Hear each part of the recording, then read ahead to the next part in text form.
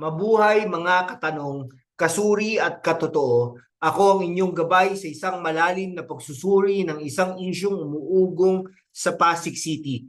Ngayon, pag-usapan natin si Mayor Vico Soto, ang batang alkalde na hinintay natin. Ang hinintay ng bayan para sa bagong uri ng pamumuno.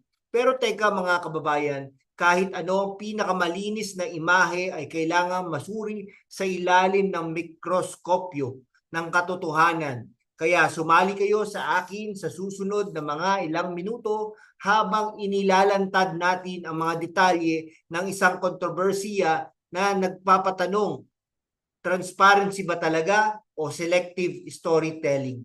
If you're not yet subscribed yet, mga katotoo, i-hit nyo na ang subscribe button na yan. Huwag kayong magpahuli sa mga ganitong usapan na magpapalawak sa inyong pananaw. Kampi tayo sa katotohanan. Kayo, join the club.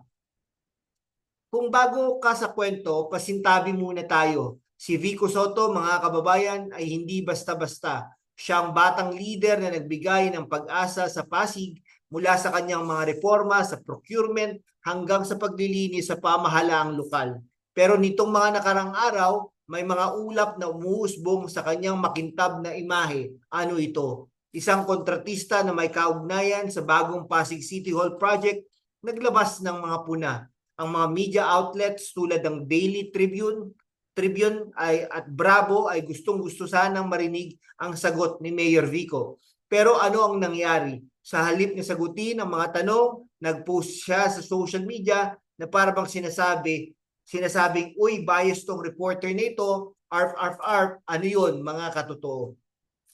Ngayon, hindi natin sinasabi na mali si Vico, si Mayor Vico Soto, pero kailangan nating tanungin, bakit hindi na lang sagutin ang issue?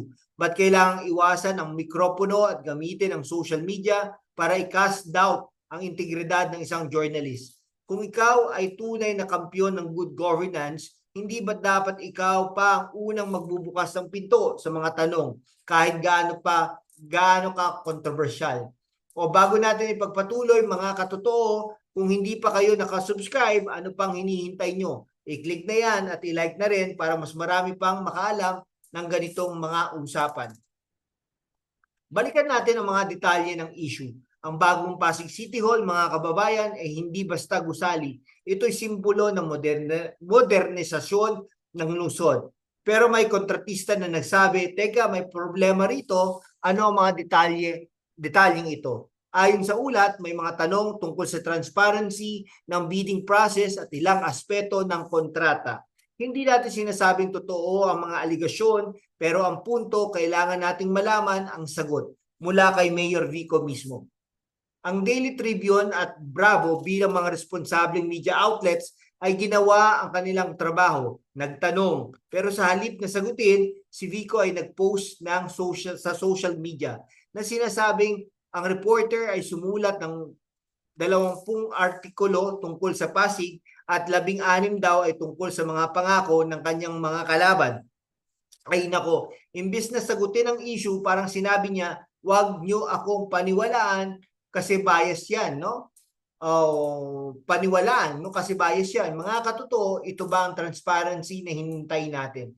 Ngayon mga kababayan, huwag tayong magmadali sa konklusyon. Si Mayor Vico Soto ay may track record ng magagandang reforma. Halimbawa, ang kanyang open bidding system ay nagbigay ng mas maraming pagkakataon sa maliit na kontratista. Ang kanyang anti-corruption stance ay nagalis ng maraming ghost employees sa City Hall. Pero ang tanong, kung ganun kaganda ang record mo, bakit takot sa mikropono? Sa demokrasya, ang media ay hindi kaaway, kundi kasangga sa katotohanan. Kahit na ang pinakamagaling na leader ay kailangan harapin ang mga tanong, lalo na kapag komportable. Ang pag-iwas sa mga tanong ay nagbibigay ng impresyon na may tinatago kahit wala naman. At ang paggamit ng social media para i-discredit ang isang journalist ay, Mayor Vico, bakit ganon? Hindi ito ang dating Vico na kilala natin, ang Vico na humarap sa mga hamon ng buong tapang. Kung naiinganyo ka sa mga diskusyong ito, mga katotoo, i-hit mo na ang subscribe button, huwag kang maging dayuhan sa sarili mong bayan, sumali sa aming komunidad ng mga nag-iisip at nagtatanong. Balikan natin ang kasaysayan ng Philippine politics. Noon, kapag may tanong ang media, Ang sagot ng mga politikong old school ay banta, pananakot o kaya no comment. Si Vico sa kabutihang palad ay hindi ganon. Pero ang kanyang social media post ay parang isang banayad na bersyon ng lumang taktika. I-divert ang atensyon mula sa isyong patungo sa kredibilidad ng nagtatanong. Sa panahon ng fake news at disinformation, mas lalong kailangan natin ang mga leader na magpapakita ng tunay na transparency. Ang mga tanong ng media ay hindi personal na atake, ito'y bahagi ng checks and balances sa isang demokrasya. Kung si Vico ay tunay na kakaiba sa mga politikong nauna sa kanya, dapat siyang ang unang magpapakita ng handa siyang sagutin ang anumang tanong, anumang oras.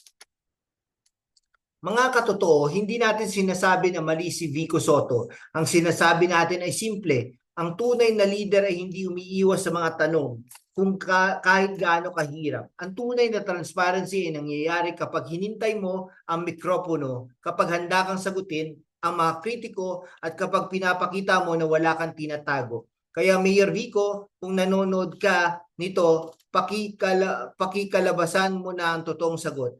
Ang Pasig ay naghihintay at ang buong bayan ay nanonood. Ipakita mo ulit kung bakit ikaw ang hinintay natin, ang tunay na breathe of fresh air sa politika. At sa inyo mga katotoo, kung nakatutok ka pa rin hanggang ngayon, saludo ako sa iyo. Pero teka, kung hindi ka pa nakasubscribe, ano pang hinihintay mo? I-click mo na yan at i-share mo rin sa mga kaibigan mo para mas marami pang makilahok sa ganitong mga usapan. Ang katotohanan ay hindi libre. Kailangan nating ipaglaban ito at ang unang hakbang ay ang pagiging aware. Hanggang sa muli mga katotoo, manatiling nagtatanong, manatiling nagsusuri at manatiling kampi sa katotohanan, mabuhay kayo at mabuhay ang Pasig.